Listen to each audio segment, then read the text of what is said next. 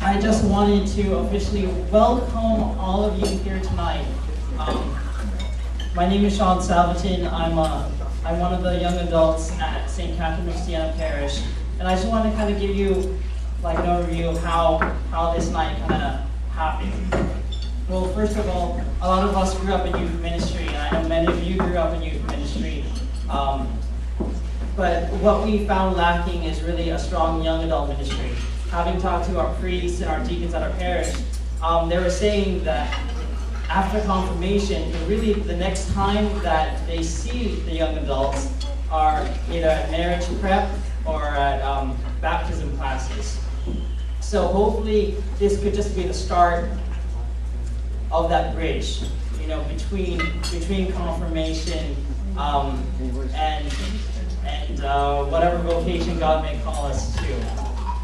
So I welcome you here. We actually began planning this Theology on Tap in August, in the summer.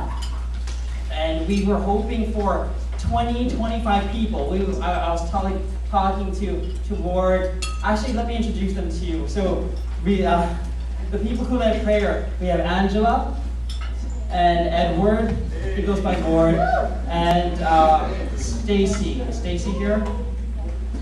Stacy in the back. And myself, Sean, we have the name tags. You can come up to us. We're kind of the hosts for the evening. If you have any questions, he's even if just to say hi to us, I encourage you to do that.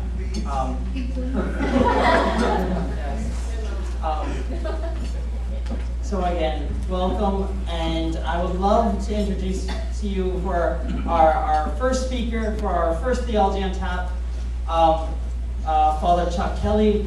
I first heard about Father Chuck from Mary Guardado. Hopefully she'll be here later on this evening. I know she had a meeting at UC Davis. I went to UC Davis, and she is the secretary of the UC Davis Newman Center. And I heard tons of great stories, great things of how good Father Chuck was, and I'm like, oh, I have to meet him. So several weeks ago, we were at the Young Adult Assembly in Yuba City at St. Isidore's Parish, and Father Chuck was one of the MCs, so I had to go up and introduce myself at least. And so this is definitely an interesting topic. That's why I'm sure many of you are here tonight. And this is the first what I hope to be a monthly Theology on Tap.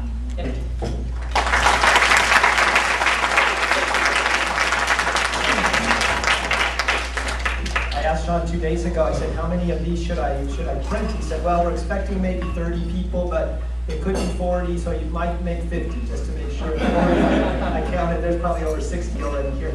I have 4 more here. Does anybody need one? So there are 4 more here. Go ahead and come up and take these forward. And then I have 1 more here that I want to kind of use to show you, because I need to remember what I did. And then if anybody else wants one, I'd be happy to make a copy and send them down to Sean or something like that. Again, just real quickly, I want to dive right in because we only have 45 minutes, and then I think we break, and then maybe we have questions or something like that. So we'll see how it works. Also, as I'm talking, you're probably going to want to write down some questions. Questions are going to pop into your mind, and I may very well answer them later on at the top. And so just write those questions down and see if I answer them later on. And if I don't, then you can ask them later. Again, Father Chuck Kelly. I was ordained in 1999. So I've been ordained 10 years. I've been 6.5 years in Adventist. And I grew up in Paradise, California, up by Chico, so I'm homegrown. My parents are still there. I just spent the day yesterday with my sister down in Pleasanton, so I still have family in this area. My brother is up in Kansas. If you remember St. Ignatius, St. Ignatius went through a real change of perspective. Remember, he was a soldier, and he got hit with a cannonball. I've always wondered how you could hit someone with a cannonball. That's a good name. But he got hit with a cannonball. He was convalescing in the hospital, and he was a soldier. He was a knight in shining armor. He loved adventure stories. He wanted something to read, and all they had was a book of the life of Christ and a book of the saints. And that's all he had to read. And then he was sitting convalescing in the hospital. And so he started to read those things. And what he recognized was when he would read those books,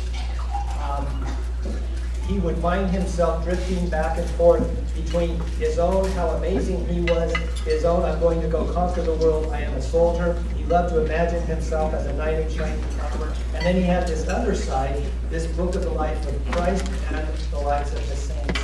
And what he recognized was, he said, when I'm laying there imagining how great I am, it fills me. But afterwards, it leaves me empty. And then he said, but when I pick up the life of Christ or the lives of the saints, and I imagine myself going to Rome like St. Francis did, he said, not only does it fill me then, but it leaves me in peace afterwards. And that's what started him. All of a sudden, the Holy Spirit ignited something in him, and he started to realize there's a difference here. There are spirits working in me. There are movements working in me. And that's what began him on his quest that, I don't know if you've ever done the 30-day nation exercises. They have them in the 8-day nation exercises, but he developed those based on the discernment of spirits, what spirits are at work in the world and in each one of us. I went through that same kind of change 3 years ago when I got a phone call from a friend. He lived in Vacaville at the time, and he was married, and he and I had been buddies when we were in the same prayer group back in the early 90s in Sacramento. I was going to be married at that time, and he was going to be a priest. And now he has 5 kids. But he had moved back to Vacaville, and he gave me a call one day 3 years ago, and he said, I want to have lunch with you. And that's always dangerous. And when a priest hears that, I want to buy you lunch. Oh no, they want me to start a new order down in Ecuador or something like that. And so I said, sure, let's have lunch, and we visited. And he told me something that made me go through what happened to St. Ignatius. It made me totally change my perspective on reality and what's going on in the world. And these words that we read in that opening prayer, the devil is prowling like a roaring lion. The devil never sleeps. The devil never gets tired. He hates with total hatred everything that God has created, especially human beings, and he wants to destroy it all. 45 years of my life, I read those words. The scriptures talk about Satan. They talk about the existence of demons all over the place, Old and New Testament. And yet I never really thought that it was real. I just thought that, you focus on Christ, you're protected. You're good, you practice virtue, you practice the sacrament, you stay away from sin, and there you go. But as we were eating our great hamburgers down at Chili's in Vacaville, my friend said, I just want to tell you something because everybody else will think we're crazy, and you're my friend, and I'm hoping you won't think we're crazy. And so he said, my wife, she's always been really strong in her faith. They both went to Steubenville. That's where they met. And that's where you lose a lot of vocations. If you want to lose your vocation out of Steubenville, you're going to be a great girl. But a lot of guys who go to Steubenville become priests, or to get married, become priests. So God works in great ways. That's where they met. And she was daily mass goer, monthly confession, everything we're striving to live in our own lives. And yet he said she'd always suffered from things. Anxiety attacks. Depression would come over her. And he said a while back, a year ago or so, she was talking with a girlfriend of hers from back east, and the girlfriend was saying that she was going to healing services to be prayed over for deliverance of spirits. And the girlfriend was telling her about the same kinds of symptoms: anxiety, depression, sudden fevers, and things like that. And that's what made them start thinking, well, maybe this isn't just psychological. Maybe this isn't just physical. Maybe we don't need just a counselor and a doctor. Maybe there's something spiritual going on. And as he began working with her and looking into this deliverance ministry, they realized that she did have spirits. And he said, would you begin working with me and her? And so I said, well, I have to say yes to everything. That's my job. For instance, well, okay, I will. And when God opens a door for you, you have to be willing to walk through it. And so I said, it's okay, Lord, if you're opening a door for me, I'll go through it, and we'll see what happens. So I started praying with him and her. And he was the one who had the experience. I didn't have any experience at that time, so I just watched what he was doing. And he was actually addressing spirits that were within her.